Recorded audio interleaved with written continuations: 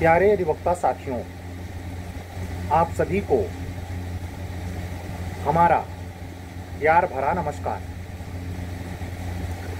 हम लोग आज की वीडियो में थोड़ा पेशेंस से सुनेंगे और चीज़ों को बहुत बारीकी से समझेंगे। यह वर्तमान जो कुछ घट रहा है, आपका कैलेंडर आ चुका है। कैलेंडर में पिछली बार की तरह आपकी दोनों में से किसी वैकेंसी का जिक्र नहीं है। कुछ आरक्षित तिथियां हैं जिस पर आप ऐसा सोच सकते हैं।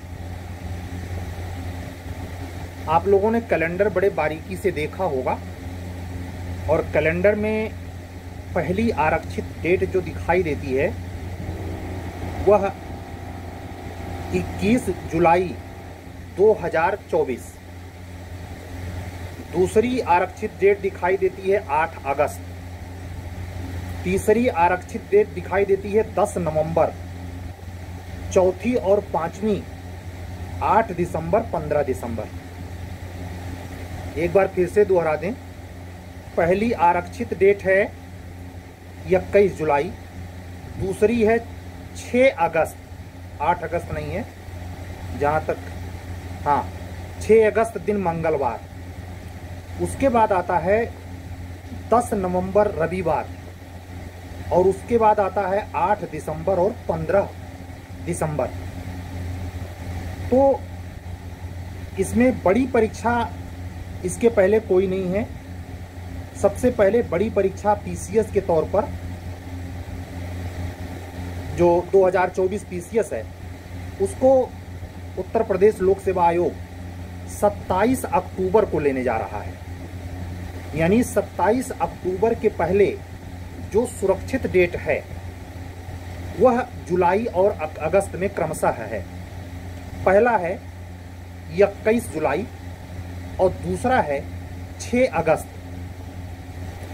मेरा व्यक्तिगत मानना है इधर कोई परीक्षा हुई नहीं है, तो ये जो दोनों सुरक्षित तिथियां हैं 21 जुलाई और 6 अगस्त, ये दोनों हमारे कई अधिवक्ता साथी इस बात के लिए थोड़ा अनिश्चित होंगे कि क्या इस पर जुडिशरी की वैकेंसी आ जाएगी और प्री की परीक्षा हो सकती है।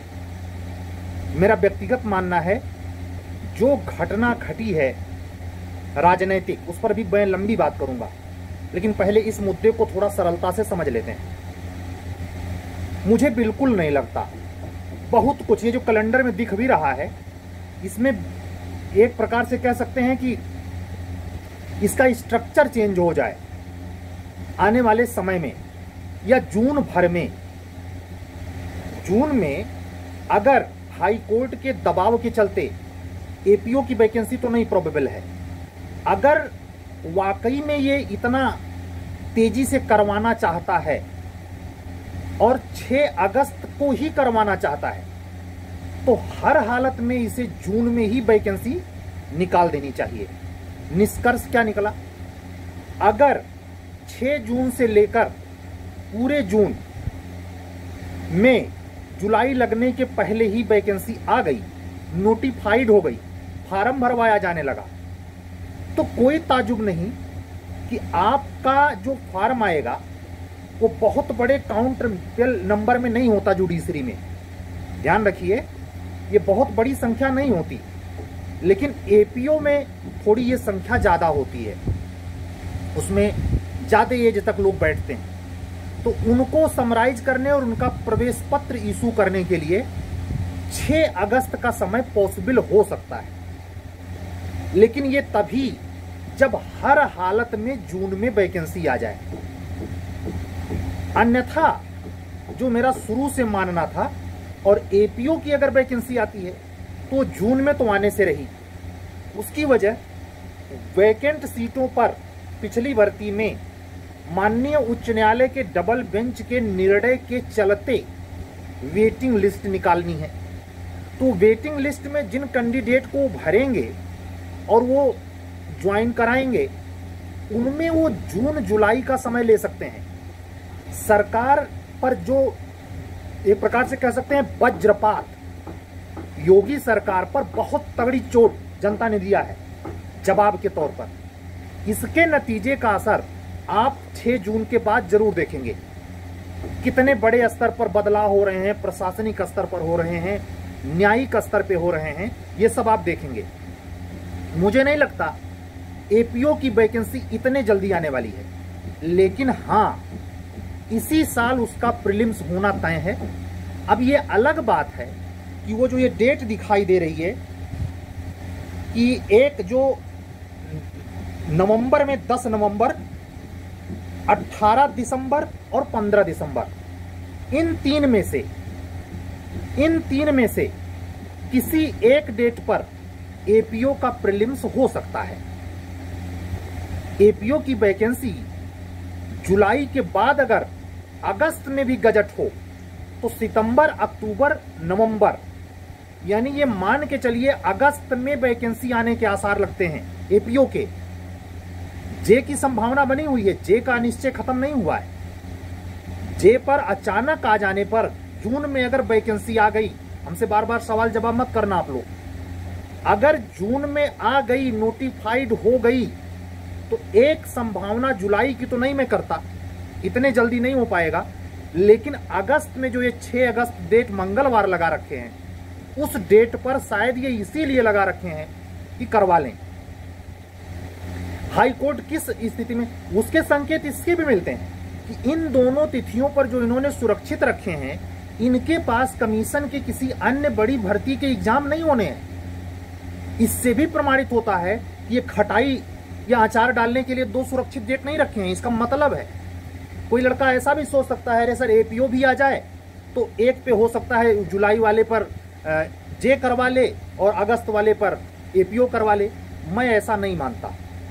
एक तर्क संगत बात इस पर आकर के थोड़ा टिकती है कि अगर सरकार वेटिंग निकालने की जिम्मेदारी कमीशन पर छोड़ती है और दोनों वैकेंसी तत्काल निकाल देती है, तो क्या वो इतना स्पीडली हो सकता है कि 21 जुलाई को प्री करवा ले? ऐसा फिलहाल नहीं होता नजर आता। तो मेरी जो अंतरात्मा कह रही है, मैं कोई ऑथेंटिक डाटा लेकर के नहीं पहुंचा हूं, वो जुलाई के डेट पर नहीं, अगस्त के डेट पर एक 50% संभावना में मुझे लगती है। अन्यथा आपके पीसीएस जे का एग्जाम अगर जून में वैकेंसी नहीं आती, उस पर भी तो बात हो जाए, तो ये 100% मान के चलिए जो 10 नवंबर की डेट दिखाई दे रही है उस पर प्री होगा आपका। और भगवान करे यही हो, क्योंकि जो बच्चे इधर उधर की परीक्षाओं में भटक रहे हैं, जो सही से पढ़ नहीं पाए हैं, जो तीनों संहिताएं लगनी हैं, उसके चलते 10 नवंबर का जो डेट है वो, और जो दिसंबर में 2 डेट है, एक है 8 दिसंबर और एक है 15 दिसंबर, इन्हीं 3 में से किसी तिथि पर आप लोगों का प्रीलिम्स हो सकता है। तो ये बात कंफर्म करने के लिए जरूरी थी। जो बच्चे ये उम्मीद लगाए थे कि इसी में शायद वो डेट लिखी आए, तो आप जानते हैं जब इसमें नोटिफाइड नहीं करता, अलग से जब विज्ञापन निकालेगा तो अलग से परीक्षा तिथि के लिए भी संक्षिप्त विज्ञापन नोटिस निकाल देगा कि इस तारीख को परीक्षा होगी। वो तो सबको आपको समय रहते पता चलेगा।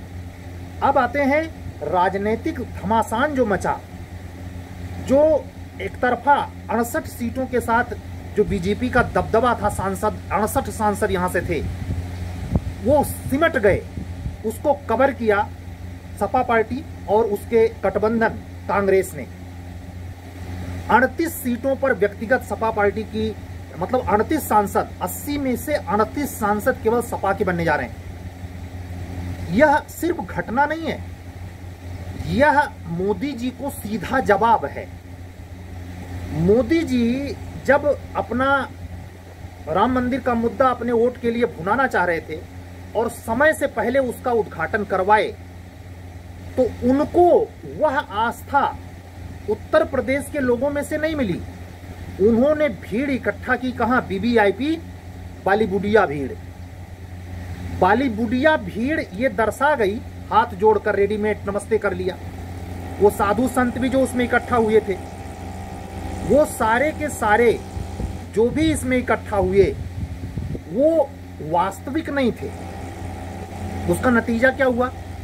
वास्तविक ना होने का परिणाम सामने है कि खुद अयोध्या की सीट, जहां के सांसद बीजेपी के लल्लू सिंह हुआ करते थे, अपनी सीट गंवा चुके हैं। इस स्थिति को भांपिए कि 2 परीक्षाओं का, बड़ी परीक्षाएं आरओ, उसमें जो बच्चे और सिपाही भर्ती की जो लगभग इस गवर्नमेंट में योगी जी जो दोबारा विधानसभा में चुनकर आए 2022 में, तब से टकटकी लगाए युवा देख रहा था कि रोजगार कब मिलेगा। 2022 के पिछली सरकार में योगी जी के जिन लोगों का टीजीटी पीजीटी में फॉर्म भरवाया गया, उनके लिए इनको 5 अध्यक्ष नहीं मिला। रोजी रोजगार के लिए जो दलित वर्ग है, वह दलित वर्ग इस तरीके से रूठा, जब लगा कि मायावती का भतीजा आगे नहीं होगा। मायावती ने इलेक्शन के बीच में भतीजे का पर कतर दिया, तो पूरा दलित वर्ग का वोट एक मुश्त सीधे सीधे विपक्ष गठबंधन सपा की तरफ मूव किया। ये 38 सीटें किसी उस गठबंधन में शामिल किसी एक व्यक्ति के खुशी मनाने की नहीं है। वो तब हुआ जो पिछले 19 के इलेक्शन में दलितों का वोट बीजेपी के पास था, जो खिसक के गया, टोटल वोट खिसक गया, बाकी वोट वैसे ही था। इसमें महंगाई, एजेंडा, मंदिर, मस्जिद, ये सब मुद्दा उतना मायने नहीं रखता, लेकिन एक चीज सबके लिए मायने रखती है, रोटी रोजगार, जिसके लिए एक भूमिका बना दी थी तेजस्वी यादव ने और नीतीश कुमार ने।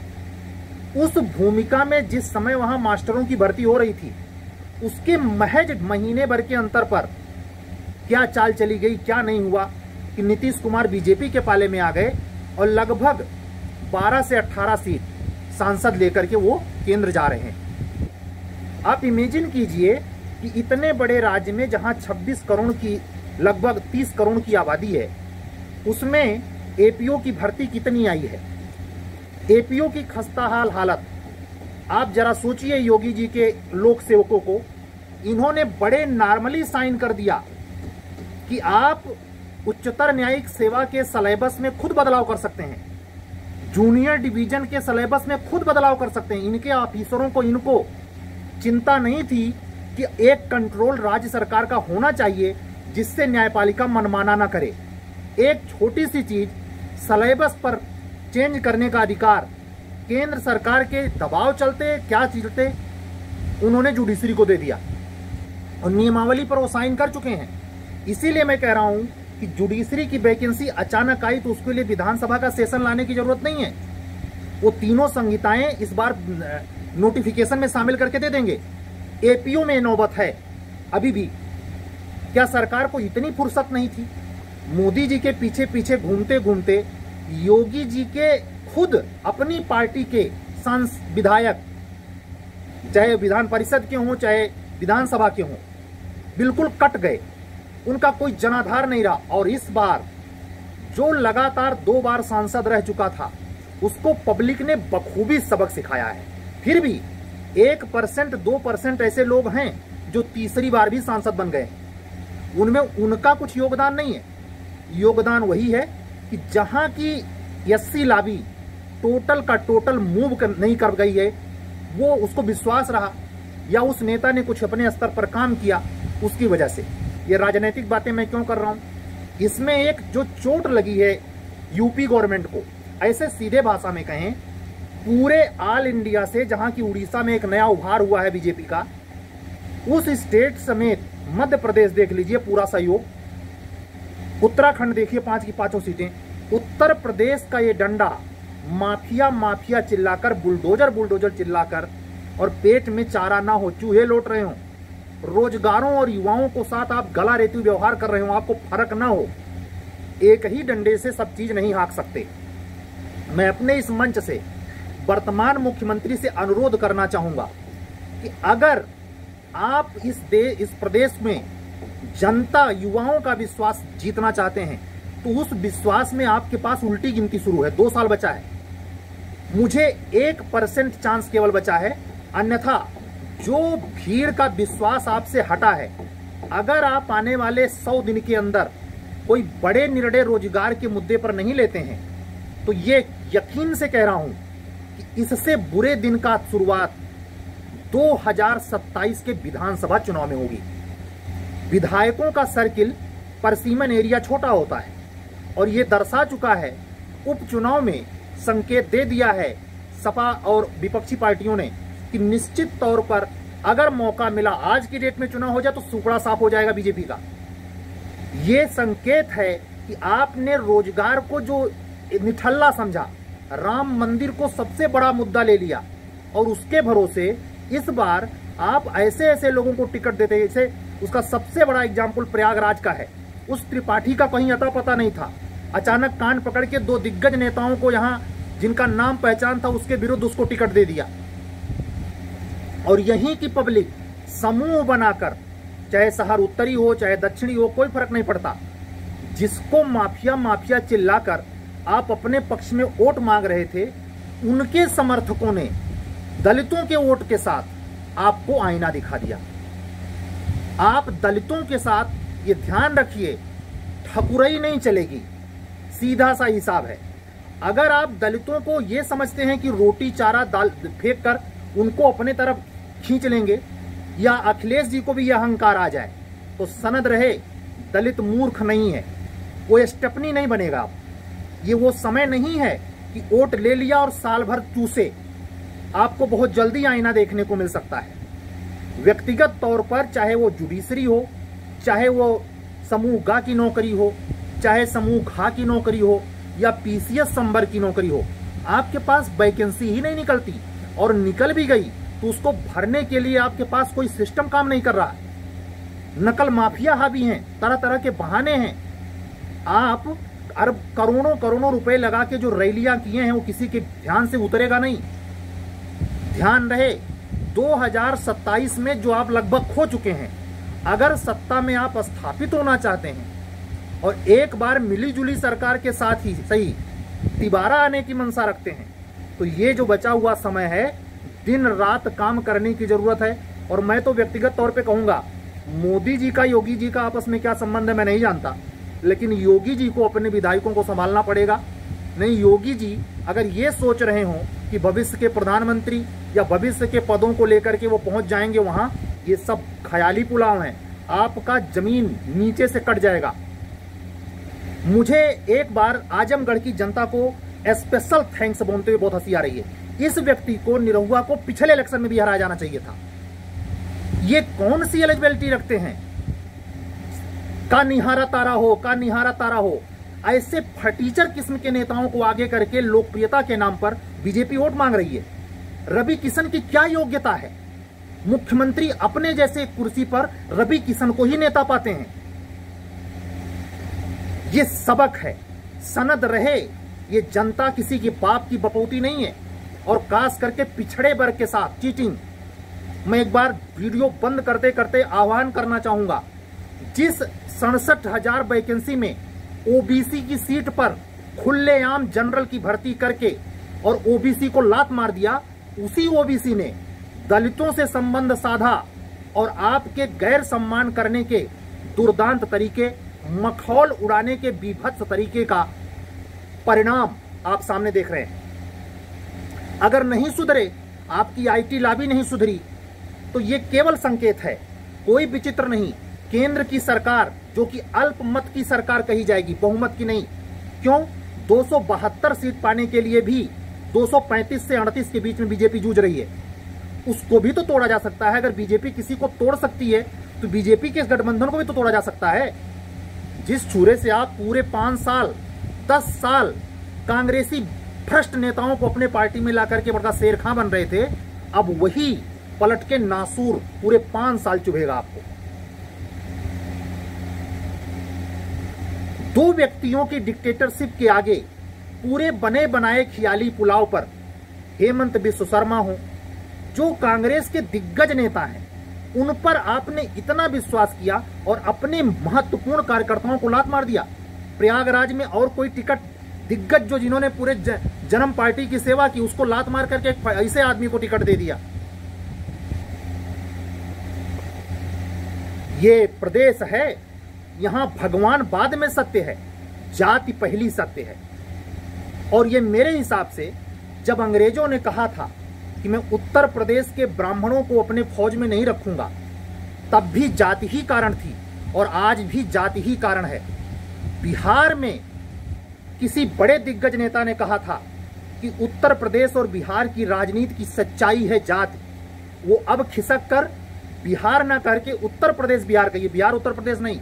यानी मेरे कहने का मतलब जाति के मामले में संगठनात्मक झांसा, जिस पर अखिलेश यादव और तेजस्वी यादव एक साथ कहते हैं कि हमें जातिगत जनगणना चाहिए, जिनकी जितनी हिस्सेदारी, जिनकी जितनी संख्या भारी उनकी उतनी हिस्सेदारी, इसमें दम है।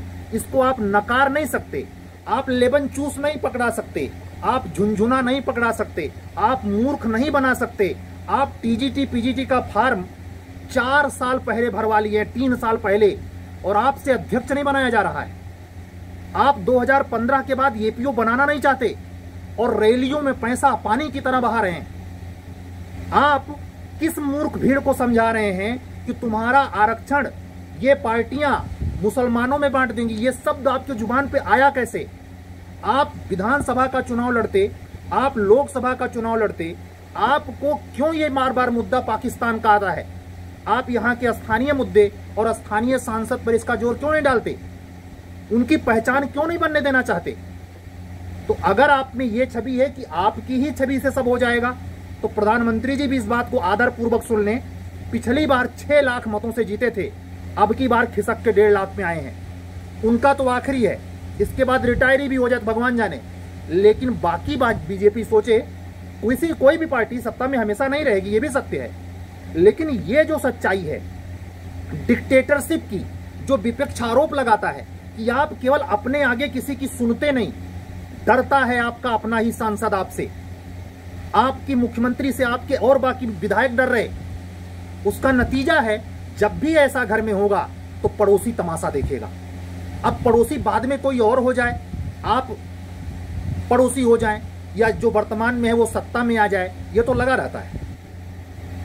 मेरा गुजारिश है अपने मन से, जैसे हाई कोर्ट ने जब वैकेंसी रातों रात में इतना निरसंसात्मक रूप से सिलेबस चेंज करते, 36 नए एक्ट जोड़कर रात के 10 बजे उस पर इसी जुलाई अगस्त में एग्जाम लेने की सोच रहा हाई कोर्ट, उस नियमावली में अगर आप साइन नहीं करते तो हम लोगों को इतना टेंशन झेलना पड़ता? आपके पास कोई बैरिकेटिंग नहीं है। कैसे नौकर साहब बैठा रखा है सेक्रेटरिएट में? वो कौन से लोग हैं जो बिना देखे पेपर पे साइन कर रहे हैं? आप मुख्यमंत्री हैं तो कम से कम उस फाइल को तो पढ़ लीजिए। हाई कोर्ट का न्यायमूर्ति 4 लोग बैठ के जो डिसाइड कर देने वो सर्वमान्य है, उसका कोई रोका टोक नहीं है। किस हायर जुडिशरी का सिलेबस इतना बड़ा है? एपीओ की वैकेंसी का कोई तरजीह नहीं है, जो वैकेंसी आ रही है जब चाहे तब हाई कोर्ट जैसे चाह रहा तैसे कर रहा है। शुक्र मनाइए एपीओ पर भी उसका निगाह है। तो अगर आप जनता में, खास करके आज के समय में, जैसे सरकारी नौकरी का एक तमगा है, जिसके घर में सरकारी नौकरी बहुत गंभीरता से उस परिवार को लिया जा रहा है, व्यक्ति को लिया जा रहा है, आप इसको कैसे इग्नोर कर सकते हैं? आप के जो आईटी सेल वाले हैं रील बना रहे हैं, मजाक बना रहे हैं, कोई 9 फेल घोषित कर रहा है, कोई फलाना, वही 9 फेल सनद रहे स्वतंत्र भारत सन 47 से लेकर आज तक, वही 9 फेल जट गंवार आपकी हड्डी पसली एक करने में छोड़ेंगे नहीं। याद रखिए, कल्याण सिंह की पहली गवर्नमेंट आने से पहले 91-92 में जब मुलायम सिंह का उदय होता है, तब से लेकर और सन 97-98 तक अटल बिहारी के जो सरकार 11 दिन चली थी, 13 दिन, उस तक आपकी क्या दशा थी? सोशल इंजीनियरिंग पर काम कीजिए। अंबेडकर की मूर्ति पर खाली माला लटका देने से दलित आपके पक्ष में नहीं हो जाएगा। मैंने व्यक्तिगत एक बंद कमरे में रहते हुए पिछले 10 साल में साफ अनुभव किया कि योगी जी के दोबारा सत्ता आने के महज 5 महीने के बाद दलित वर्ग की टोटल लॉबी, एक बार सोची हो सकता है मायावती का भतीजा आगे करके लड़ जाए, लेकिन मायावती की क्या मजबूरी है वो आप जानते हैं। उससे उस वर्ग के टोटल वोटर विवश होकर, क्योंकि उनको यहां सम्मान मिलता नहीं है, रोजी रोटी पैसा मिल सकता है, सम्मान नहीं मिलता, ये कठोर सच है। और उसी का नतीजा है कि पूरा युवा लॉबी ने समझाया और अपना इस प्रचंड डिग्री टेम्परेचर में, 45 डिग्री टेम्परेचर में, अपने घर का हर वोट, चाहे मुंबई में हो, चाहे सऊदी अरबिया में हो, गया गांव पर और वोट मारा, जिसका नतीजा ये है। ये बहुत जरूरी था। अहंकार पे चोट। आप मेरे 4-5 वीडियो पहले जाएंगे तो मैंने इसकी आशा की थी कि अगर ऐसा होता है तभी ये सरकार आपकी वैकेंसी निकालेगी, अन्यथा ये एग्जाम लेने वाली नहीं है। इसको नौकरी से कोई लेना देना नहीं है। इसको यही लग रहा है मंदिर मुद्दा और मोदी पर्याप्त हैं। अब समझ में आएगा कि मंदिर मुद्दा और मोदी कितना पर्याप्त हैं। आज की बात बस पॉलिटिकली और सूचना प्रदान है। इसको कोई भी वर्ग का कोई भी स्टूडेंट सुने, लेकिन इस मर्म को समझे कि अगर आप इसमें आने वाली परीक्षाओं में बैठना चाहते हैं, खास करके आरओ एआरओ में अगर आपने फार्म डाला था तो आपका एग्जाम 22 दिसंबर को होगा। कितना समय चाहिए आपको पढ़ने के लिए? आज की डेट में एक भी शब्द आपकी तैयारी ना हो। आज की डेट में सब कुछ छोड़ दीजिए, 22 दिसंबर को टारगेट लीजिए। पीसीएस को लात मारिए, हर वैकेंसी को लात मारिए, हर काम काज को लात मारिए। आप इस 400 सीट में अंतिम सफलता ले सकते हैं। एक कितना बड़ा, पीसीएस की मैं गारंटी नहीं लेता, लेकिन आरओ आरओ की गारंटी लेता। और ये जो हाई कोर्ट का अपना डिक्टेटरशिप चल रही है, जो जल्दी जल्दी एग्जाम करवाना, सिलेबस बदल देना, ये कर देना, वो कर देना, वो कोई ठीक नहीं। कि दिसंबर उस डेट को, मैं एकदम कान खोल कर सुनिएगा हमारे अधिवक्ता साथियों, बंधुओं बहनों, जो एचजीएस देने जा रहे हैं यूपी, 22 दिसंबर के पहले वो लिस्ट आपको सुनने को मिलेगी। 10 लोग सेलेक्ट हुए, 12 लोग सेलेक्ट हुए, कितने सेलेक्ट हुए, बस यही जून बीतने दीजिए।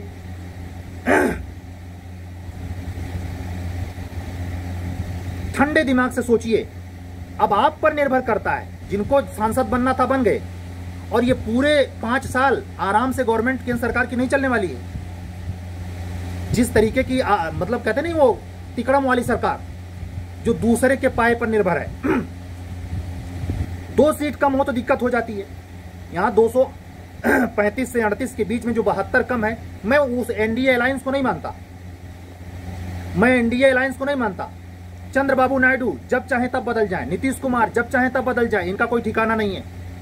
और बीजेपी ने अपने 5 साल में ये करके खुद सिखाया भी है, किसी पर किसी का विश्वास ना रहा। तो जो छुरा तूने चलाया है तेरे पे भी चलेगा रे भाई।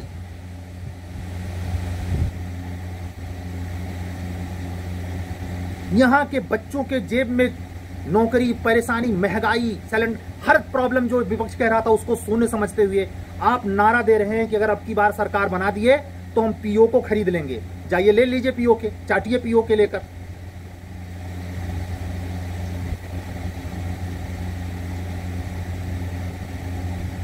हम लोगों को, जो अधिवक्ता बंधु और बहन इस कंपटीशन की तैयारी में हैं, दृढ़ता के साथ 2 वैकेंसी पर निगाह गड़ा दीजिए।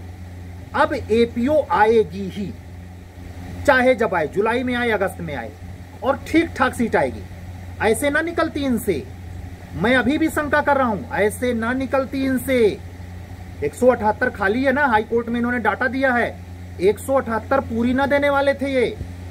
110-20 सीट ये निकालते, इससे ज्यादा नहीं। इनके पास सैलरी देने का पैसा नहीं है। रैली में पैसा पानी की तरह बहाने के लिए है।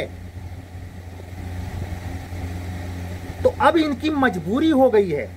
योगी जी अपनी कुर्सी बचाएं 2027 वाली।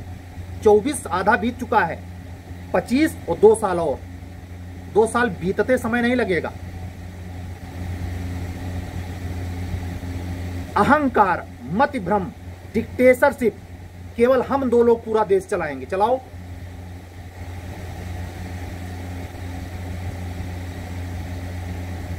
जिसकी कोई योग्यता नहीं उसको आप कमांडो थमा दे रहे। मंडी सीट हिमाचल प्रदेश में, सोचिए आप जरा। मैंने उसके कम से कम 20 लेक्चर सुने।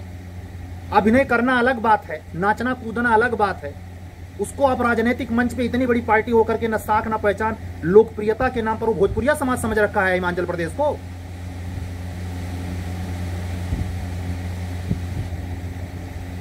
आज की बात पूरी। आप लोग केवल 2 वैकेंसी पे फोकस होइए। आने वाली उत्तर प्रदेश की एपीओ में परिकल्पनाओं में आपको नहीं ले जाना चाहता मैं। वो जैसे आप जानते हैं, जैसे मैंने उस दिन बोल दिया था, मैंने बाद में देखा कि 278 पद के लिए सारे कुकुरमुत्तिया चैनल जो ला पढ़ाते हैं, वो आपका प्री वाली भीड़ इकट्ठा करने के लिए सक्रिय हो गए, मुद्रा राक्षस। मैं ना उस समय कह रहा था ना आज, मैं एक बार इतनी देर में ये कहा कि आप हमारे यहाँ एडमिशन लीजिए। मैं साफ शब्दों में कह रहा हूं, अपने जिंदगी को सिक्योर करने के लिए 2024 के लास्ट और 25 के मार्च तक, क्या सुन रहे, 2025 के मार्च तक अगर अपनी नौकरी सुनिश्चित करना चाहते हैं तो केवल 2 वैकेंसी, या तो एपीओ या तो आरओ। मैं पीसीएस और एचजेएस का नाम तक नहीं लूंगा। इसमें जो भी ख्याली सपने बुन रहा है वो पछताएगा। आप ये भी पूछ सकते हैं कि जो दिग्गजराज हैं अपने अवसर को भुनाएं, आपका प्री नहीं रुकता, जरूर एग्जाम दें, लेकिन इतने विचित्र सिलेबस में कोई परिकल्पना नहीं की जा सकती। भ्रष्टाचार किस अर्थ में है, किस स्तर तक है, वो उस दिन आपको पता चलेगा जब दिसंबर के पहले एचजेएस के फाइनल रिजल्ट में 83 के अकॉर्डिंग, 83 सीट है ना, 83 पूरा नहीं भरने वाले। ये जब 98 में केवल 31 भरे तो अब की बार भी ये 40 के नीचे ही रहने वाले। ये कितने लोगों को भरेंगे यही जानते हैं, मैं वहां नहीं बात करता। और आप ये भी देखिए, सौभाग्य देखिए, परमात्मा की मर्जी कि आप लोगों का राजस्थान एपीओ चाहे भले कम सैलरी है लेकिन नौकरी तो है। आपका प्री अगले साल जनवरी में होना है, यानी जो चीजें आप वहां उतना करीब पढ़ेंगे, अगर जुलाई अगस्त में भी वैकेंसी एपीओ की आ जाती है तो आपका ये पढ़ना राजस्थान में भी काम करेगा। ये जान जाइए 10 नवंबर और जो वो दिसंबर की जो तिथियां हैं सुरक्षित, उसमें अगर किसी भी डेट पर एपीओ का प्री हो जाता है तो आप उसी पढ़ाई में राजस्थान भी निकाल ले जाएंगे और अपना यूपी भी निकाल ले जाएंगे। अब रही बात खत्म करते करते जूनियर डिवीजन की कर लेता हूं। अगर किसी कारण से ये जो 2 आगे की सीट है अगस्त वाली, 6 अगस्त, इस डेट में और 21 जुलाई में इत्तेफाक से जुडिशरी की वैकेंसी ना आए, ना हो, तो 1% चांस बनता है कि जो दिसंबर की तिथि है उस पर जे का प्री हो, लेकिन होगा इसी साल। आज की बात पूरी। हमारा वीडियो आपको कैसा लगा कमेंट करके बताइएगा। हमारे द्वारा चलाए गए कार्यक्रम में मैंने कल, आज और कल, आज और कल 3 दिन क्लास बंद कर रखी है। मेरी भी निगाह, सूक्ष्म निगाह इस उत्तर प्रदेश की घटती हुई राजनीतिक घटना पर है।